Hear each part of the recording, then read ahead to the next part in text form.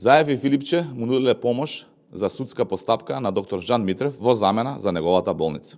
Преку државните институции и инсталациите во правосудството, Заев и Филипче вршеле притисок врз доктор Жан Митрев за да на легален начин и по релативно ниска цена ја откупат болницата.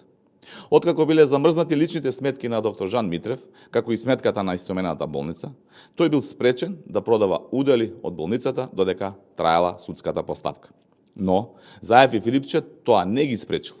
Користејќи ја својата политичка моќ како власт во државата, ургирале да се тргне забраната за продажба на удели во болницата и му дале предлог на доктор Жан Митрев да им ја продаде болницата по багателна цена, а тие да му помогнат во судската постапка.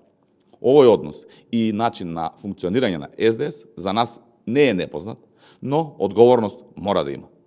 Само да подсетиме, болницата Жан Митрев не е прва болница за која во јавноста се лифаруваа информации дека Заев и Филипче сакале да ја откупат.